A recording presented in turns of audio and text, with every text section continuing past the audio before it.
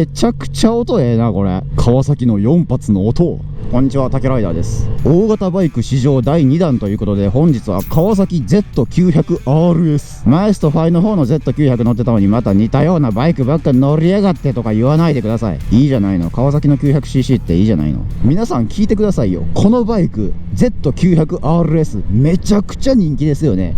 もうムカつくぐらい人気ですよね。ちょっと外出歩いたら大体おるやん。大体走ってる。ライダーの5人に1人はこれ乗ってるんじゃないかっていうぐらいおるよな。このバイクがソナイエか、ネオクラシックがソナイエかっていうことで、このバイクがいかなるものかということをこの目で確かめた上で、今日はビシッと文句を言ってやろうと思います。僕は断然ストファイの Z900 派なんですけど、もしかしたら今日ちょっと心変わりするかもしれないですね。今回お借りしたのは Z900RS2024 年最新モデルですね。カラーはブルー、無印です。RS にも何やら色々あるみたいで、今僕が乗ってる無印は148万5000円です。上級仕様車である Z900RS SE は、足回りが強化されています。フロントブレーキとリアサスにいいやつが使われていますね。やっぱりパーツにブランド物を使うとそれだけ高くなりますよね。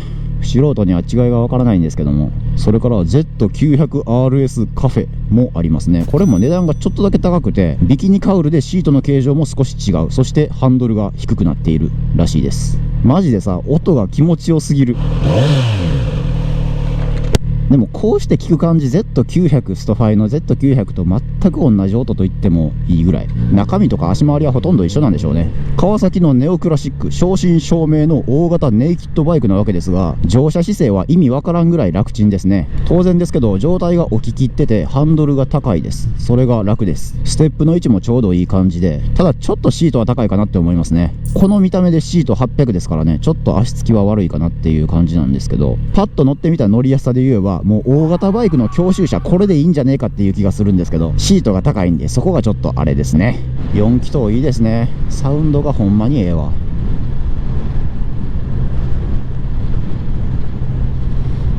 危ない車がいる。でもバイクはあまり避けなくていい。なんだかんだでこれが僕の最後の試乗動画になるかもしれないですね。 Z900RS 思ってたより全然スポーティーなバイクですね。まだ街乗りの低速走行なんですけど、それでも十分そう感じます。見た目はレトロ、クラシック、古風、そんな感じですけど、中身は普通に最新のスポーツバイクっていう感じです。この見た目で水冷4気筒っていうのもなかなか面白いけど、川崎のバイクは見た目と中身のギャップがあるなって思いますね。やっぱりね、ストファイに乗り慣れてる僕からしたら、もう少しハンドルが低いカフェの方でもいいんじゃないかなっていう気はします。この体勢で速度出すのもなかなか怖そうではある。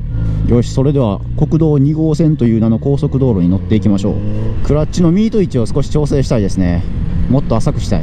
いくら中身を新しくするといっても、見た目の部分でやっぱ残すところは残してるのが偉いなって思います。見てください、このアナログメーター。フルデジタルとかデジアナとかありますけど、これは言うなれば穴寄りのデジアナ。真ん中に小さいデジタルの情報はあるんですけど、スピードメーターとタコメーターはアナログっていうのが素晴らしいです。これでこそバイクですよね。バイクはこうでなくては。さあちょっと加速してみよう。まあ今日は車が多いんでそんなに調子乗った走行はできないんですけどね。お店を出発するときに一足でガーッと出たんですけど、いやはやーってなりました。いやはやいやはやいや。大型バイクのトルク感がね、なんか好きになりそうです。めちゃくちゃパワフルで危ないんですけどね。このバイクは最大トルクが98ニュートン、最高出力は111馬力です。ストファイ Z900 より馬力は劣ります。つまり回転数が低いと。そのこともあってか地味に燃費はいいんですよね。4発の大型バイクで低地燃費28キロっていうのはなかなかいいんじゃないですか。でまあこういう高速道路というかバイパスは6速固定で走ってますけど、それでも十分速いので、低速に落ちても速いので、このままのんびり行こうと思います。時速70キロ、回転数は3000いってませんね。やっぱり速度を出せば出すほどもう少し前傾しててもいいんじゃないかなって思いますね。のんびり走る分には楽ちんですけどね。車体の厚みを考えても結構ニーグリップとかしやすくて、フットポジションは完璧ですよ。川崎さんさすがですわ。川崎はフットポジションが素晴らしい。これはもうどのバイクに対しても言ってるけど、なんとなくですけど車体の剛性の高さを感じます。すごい安定してますね。安定感半端ないんやけど、振動も全くと言っていいほどないし、4発の気持ちいい鼓動があるぐらいで手足の振動は全くと言っていいほどない。ミラーも振動してない。後ろめちゃくちゃ見やすい。ミラーが結構外についてるんですよね。ですから本当に後ろ見やすいです。12月入りましたね。寒いですね。ほんで速いなこのバイク。何なんですかねこの大型バイク特有の安定感。金があれば欲しいよ。でも150万でこれを買うか130万でストファイ Z900 を買うかって言われたら、今のところ僕はストファイ Z900 かな。中身一緒なんで、あとは見た目なんで、見た目に関してはね完全に好みなんですけどね。僕は子供っぽいんでストファイのトゲトゲした感じが好きですけど、もちろんこういうレトロスポーツのかっこよさも理解できます。大人なかっこよさがありますよね。ダンディーな、こういうのってイケオジが乗ってそうなバイクじゃないですか。知らんけどあれっすね。パワーモードの選択はないけどトラコンの選択はできるみたいな感じですね。いわゆるスポーツバイクではないので十分かと思いますが、ところで皆さん RS って何の略なんですか？なんか調べたらロードスターとかレトロスポーツとか出てきますけど、結局どっちなんですかね。 Z900RS 座ってる感じ、シートはそんなに柔らかいなとも思わないんですけど、質感がいいですから、なんかお尻はそんな痛くならないんじゃないかなっていう気はします。待って、ガソリンメーターもう1個減ってんけど早ない？これ何ですか？これお茶ですか？一足の音気持ちいい。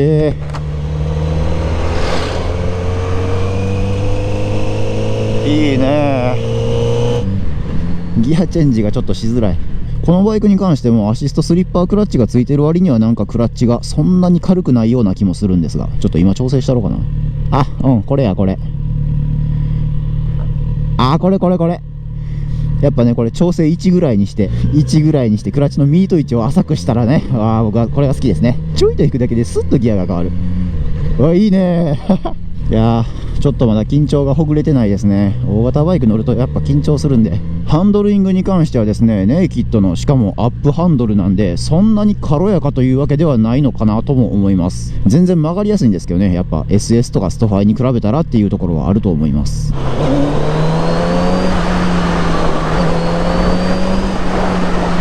2速3速はギャンギャンに楽しいですけどね、ちょっと急加速とかしたら G がかかって吐きそうになる。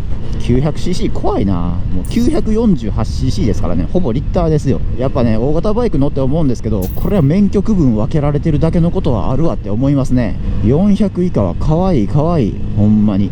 下道を走るにはパワーが有り余りすぎてるんで、大型バイクってまさに高速道路で楽しむためのバイクみたいな、そんな感じな気がします。高速乗りてー。なんか意外と一体感があってスラロームとかはしやすいですよね。体には馴染みやすいタイプだと思います。タイヤの設置の感じがすごい滑らかっていうのが乗ってて伝わってきます。タイヤが太いことによる安心感っていうのもあると思いますね。全然峠道とかワインディングを攻めることができるバイクやと思います。僕は怖いからやらないですけど。こんな車体見ていきましょうか。なんかこうやって見たら意外とコンパクトで可愛いバイクですね。川崎 Z900RS2024 年モデルです。Z1 の DNA を受け継ぐクラシカルなスタイルを踏襲し、シンプルで時代を超越したデザインエレメントを採用。最新テクノロジーを搭載し、クラシカルなビジュアルとモダンな走りを高い次元でバランスさせています。実際に乗ってみて思ったのは、紛れもなくスポーツバイクやなっていう感じはしました。もうちょっとそのダンディーなアメリカンな感じなんかなって思ったら、中身は本当にストファイの Z900 そのものです。948cc 水冷並列4気筒エンジン搭載。最高出力111馬力、最大トルクは98ニュートンです。力強い加速と高回転までスムーズに回るエンジン特性を実現していますとのこと。車重は215キロあります。走っててなかなか安定感があるなって思いました。エンジンのところに空冷のようなデザインが施されていますが、これは水冷4気筒エンジンなんで、こいつはいわゆるフェイクですね。空冷っぽいデザインにしているというだけだと思います。めちゃくちゃ大きい丸タンクに川崎という文字が施されているのがなんとも美しいですね。タンク容量17リットルの廃浴ガソリンです。シートの質感はいいんですけど、やっぱりちょっと合成が高いので、普通にお尻は痛くなるんじゃないかなって思います。ヘッドライトは丸めの LED です。ウィンカーも全部 LED です。倒立フォークのラジアルタイヤ、フロントブレーキはダブルディスクです。新車ということなんで液パイがピカピカですね。僕なんかが汚してしまっていいんでしょうか。ラジエーターも横にはみ出すぐらいでかいですね。リアサスはリンク式でほぼ真横を向いてます。丸目、丸いミラー、丸タンク、砲弾型のメーターユニット。丸デザインっていうのは好きな人は好きでしょうね。ハンドル周りのデザインに関してもなんか変に気取ってないというか、無駄がない作りでいいなと思いました。いやしかしこうやって見たらタンクがでかくて可愛いですね。可愛いバイクです。ダンディ、レトロ、クラシック、可愛い、かっこいい、おしゃれ。はい、そんな感じです。またがっていきます。シート高は 800mm です。かかとまではつかないんですが、まあ両足は普通につくのでいいんじゃないかなと思います。足を下ろした時にちょっとだけステップの位置が邪魔かなとも思いました。乗っている時の姿勢ですね。ライディングポジションに関しては特にコメントすることがないぐらい、楽でした。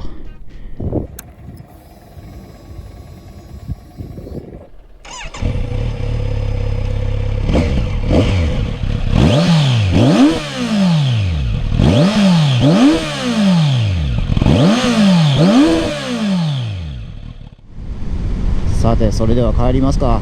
正直このバイクが売れることには納得しました。高級感あふれる質感っていうのはもちろんそうなんですけど、完成度も高くて所有欲を満たしてくれるっていう感じがしますね。人によって合う合わないであったり好みっていうのはあると思うんですけど、僕はストファイの方が合ってるかなっていうのはなんとなく思いました。もう少し年齢を重ねてからこういうレトロなバイクを攻略していきたいですね。とにかく乗ってみて分かったことは Z900RS はただのスポーツバイクです。